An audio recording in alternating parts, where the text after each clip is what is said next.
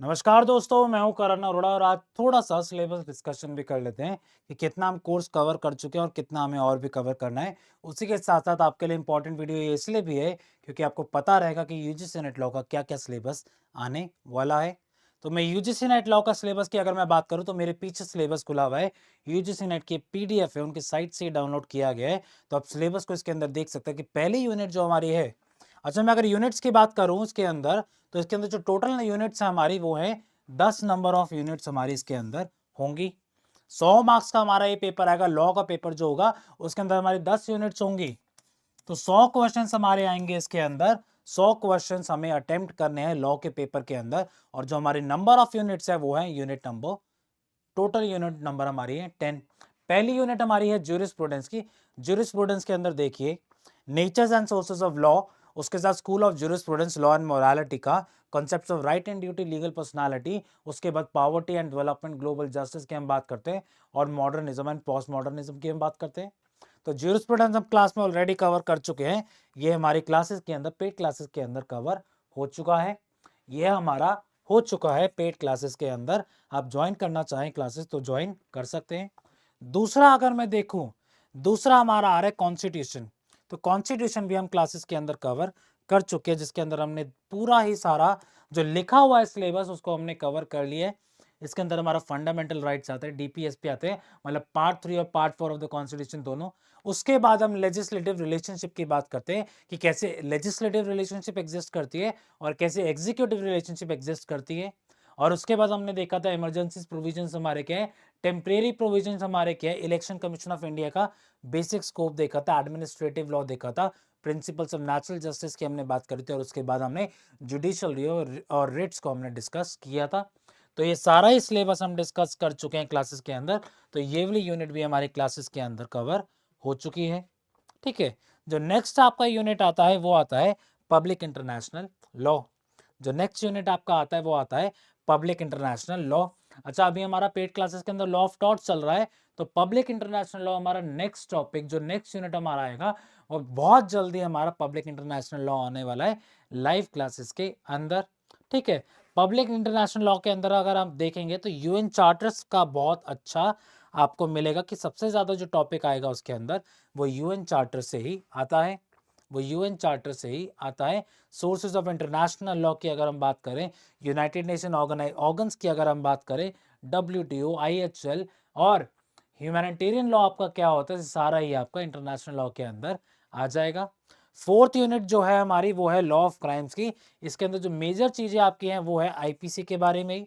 तो ये सारा ही हम कवर कर चुके हैं, चाहे मैं बेसिक एलिमेंट्स की बात करूं, आप हम अबेटमेंट की बात करें, अटेम्प्ट की हम बात करें, क्रिमिनल कॉन्स्पिरेसी की बात करें, जनरल डिफेंसेस की हम बात करें, उसी के साथ साथ offences with respect to human body, property, women, state, counterfeiting, tranquillity और विक्टिम्स की अगर हम बात करें तो ये सारी चीजें हम डिस्कस कर चुके हैं लॉ ऑफ क्राइम्स के अंदर। नेक्स्ट अगर हम देखें यूनिट हमारी, जो नेक्स्ट हमारी यूनिट है वो है यूनिट नंबर हमारी है 5 with respect to the law of torts and with respect to the law of consumer protection। Torts हमारा क्लास में खत्म हो चुका है। कंज्यूमर प्रोटेक्शन हमें अभी करना है, तो ये भी हमारी यूनिट जल्दी ही खत्म हो जाएगी। यूनिट नंबर 5 भी हमारी जल्दी खत्म हो जाएगी।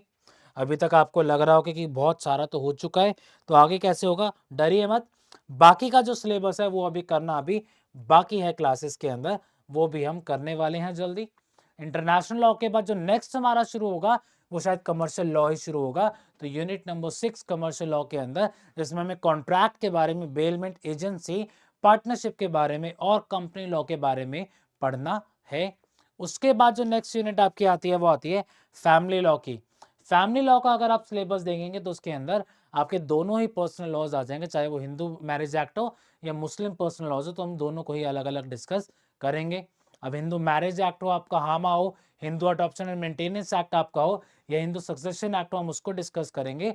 और दूसरी तरफ मुस्लिम पर्सनल लॉज को डिस्कस करेंगे, जिसमें आपका कॉन्सेप्ट ऑफ डावर आ जाएगा, आपका तलाक की बात आ जाएगी, आपकी आपकी इद्दत की बात आ जाएगी।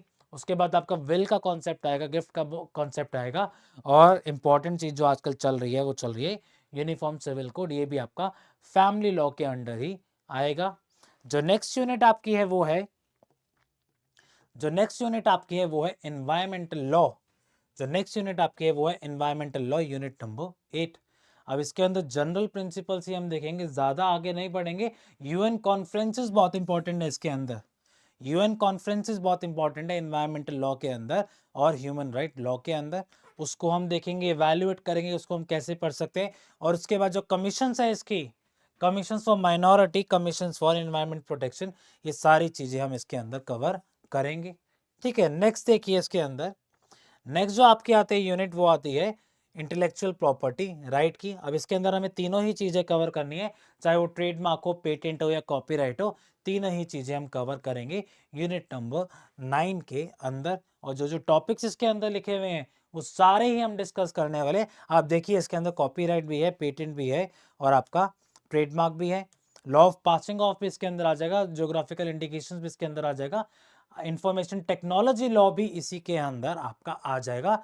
ये है आपका यूनिट नंबर 9, यूनिट नंबर 9। और जो लास्ट यूनिट आपकी है, जो लास्ट यूनिट आपकी है वो है with respect to the comparative public law. With respect to the comparative public law, इसको भी हम डिस्कस करेंगे कैसे फेडरलिज्म यूएसए, इंडिया और कनाडा में एग्जिस्ट करता है, कैसे सेपरेशन ऑफ पावर्स में डिफरेंस है with respect to India, UK, USA and France. उसके बाद हम देखेंगे कैसे हम कॉन्स्टिट्यूशनल रिव्यू का कॉन्सेप्ट, जुडिशियल रिव्यू का कॉन्सेप्ट, इन सारी जगह पे देखते हैं कैसे जुडिशियल की इंडिपेंडेंस में फर्क है अगर हम इंडिया और यूएसए की बात करें, और कॉन्सेप्ट ऑफ इम्बर्समेंट का और right to information act in USA, UK and India. ये सारी ही चीजें हम डिस्कस करेंगे क्लासेस के अंदर। तो ये आपकी 10 यूनिट्स हैं जो आपकी यूजीसी नेट लॉ का 100 क्वेश्चंस कवर करेंगी। अब इनकी वेटेज अलग अलग है, वीडियो में पहले ही बना चुका हूँ, लेकिन एक बार सिलेबस दोबारा डिस्कस करने के लिए ये वीडियो स्पेशली आपके लिए दोबारा बन रहा है। और ये हमें डिसाइड करना था कि हम कितना कवर कर चुके हैं और कितना अभी भी रहता है। तो इसको ध्यान में रखते हुए अभी हम अपनी तैयारी शुरू करेंगे और जल्दी अब कोशिश करेंगे कि हमारा सारा ही सिलेबस खत्म हो जाए। चलिए आज के लिए इतना ही, इतनी छोटी सी वीडियो थी आपके लिए। सिलेबस हमने डिस्कस करना था कि हम क्या करने कर चुके हैं और अब हम क्या क्या करने वाले हैं। Good bye.